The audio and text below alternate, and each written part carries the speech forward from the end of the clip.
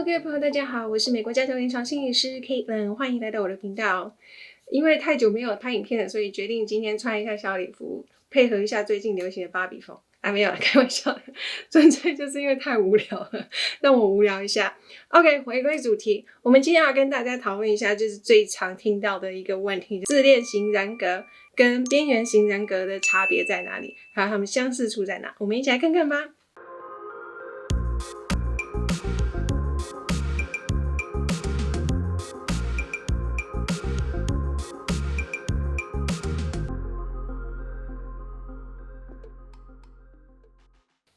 好，首先在我们开始之前，一样跟大家提醒一下，我们这个频道是跟心理相关的，所以如果你对于我们心理相关的议题有兴趣的话，麻烦帮我们按下订阅跟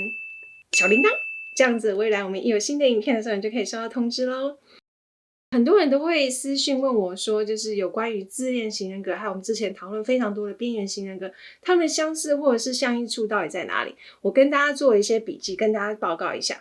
这些都是人格型疾患。最新的精神诊断手册里头呢，所谓的人格疾患这个部分已经是没有所谓的像 S1、S2、S3， 就是我们会有不同类型，一种是例如说像临床的症状，然后一个是人格疾患，我们现在已经没有这样子分类，我们就把它全部都是归为就是所谓的精神疾患的其中一个部分。那所以呢，他们其实就是同一个类型的精神疾患，所以会有很多很多相似处。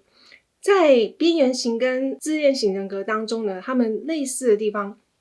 我们先说一下自恋型人格。我们比较知道就是他们非常自大狂妄，然后非常的 entitled， 就觉得自己应该要享有特权，然后觉得自己是 VIP， 自己最重要，然后各方面都是非常的虚荣，这些都来自于他们非常非常的没有安全感，他们内在是非常脆弱的。那Borderline 呢，也是类似像这样，就是他们内在的那个脆弱的那个没有安全感，是来自于极度的害怕被抛弃。所以呢，在 Borderline 这个部分呢，他们呢也会产生一种很像是对人没有同情心的一个状态，又或者是呢，他们情绪的起伏非常非常大，尤其是在他们感觉到或者是他们幻想觉得有可能会抛弃的任何一种状况下，他们都会有一个极度的情绪上面的反应。在这两个人格疾患当中比较常见的一个相似处呢，就是这两个呢都很爱发脾气，但是发脾气的状态不太一样。像 Borderline 呢，主要是在于只要他们觉得你有可能会抛弃他们，他们就会情绪会非常的大，那他可能就会用生气的方式来去想办法掌控你，让你不要离开。又或者是呢，他会极度的去认同你，去做你想要他做的事情，去把自己变成另外一个你觉得他可能是最好的那个人的样子，来去把你留住。他所做的每一件事情都是希望把你留住，因为他不想要被抛弃。那至于自恋型人格呢，他们那个发脾气呢，是来自于我应该要得到最好，怎么可以没有？如果你没有欣赏我的才能，你没有欣赏我的优点，又或者是我没有得到那些奖项，或者是我没有得到那些赞美，那就是我应该要得到的，你们都不懂，你们都没有欣赏我，是你们的错。那他就会因为这样子而就是耍脾气，会不高兴。所以这在他们在这个部分他们是有点像，但是起点是不太一样的。然后呢，这两个呢都会在跟人相处上面会不自觉会让人觉得没有同情心，没有同理心，因为他们自恋型人格就是比较容易会去剥削别人，所以呢他们在跟人相处上的时候，其实他不会觉得他自己在利用别人有什么不对，因为所有事情都是对他有利是最好的。而至于 Borderline 呢，他其实比较多的是在他生气那个当下，情绪反应非常大的那个当下，他没有办法有任何同情心或同理心，但是呢在他们冷静下来的时候呢，他可能会因此而跟你说哦对不起我错了，又或者是他可能会软下来，因为他很害怕你会离开他，所以他会一直在这样子的情绪当中反复。这两个人格疾患里头呢，最大的不同的部分呢，就是在于自我认同的一个问题。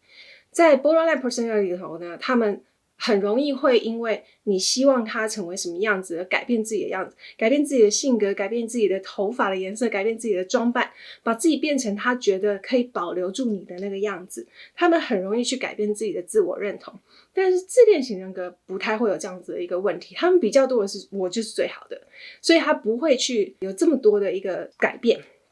那在自恋型人格当中呢，他们不喜欢被抛弃的感觉，他会觉得你怎么可能会抛弃我是最好的， but 他不会因为害怕被抛弃而去做很多事情，他反而比较多的是你凭什么离开我？凭你？他们的态度比较像是这样，他会在你要离开他之前，他要先甩你，因为他就是要那个赢的那个人，他是为了要当那个赢的人，要当那个赢家，然后当做那个占上风的人，所以他的那个被抛弃的那个部分的疑虑跟 borderline 的那个部分是不一样的。那他比较不会因为这样子而感到极度的害怕或者是极度的焦虑。那也有人私讯问我啦，遇到这样子的人跟这样子的人相处该怎么办？例如说跟这样子的人交往，又或者是家里有这样子的人格倾向的人，又或者是跟这样子的人共事该怎么办？第一个，我们必须要去了解他们这些人的内在都是非常脆弱，他之所以会这么脆弱，来自于他的童年经验。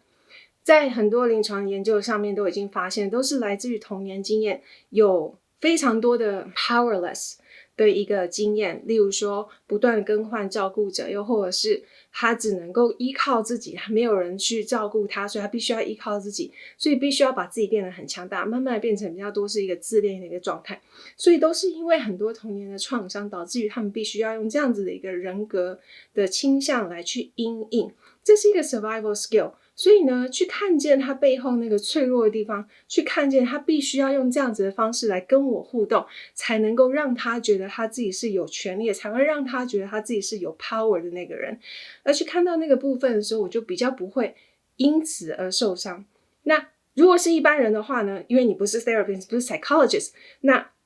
我只能跟你说，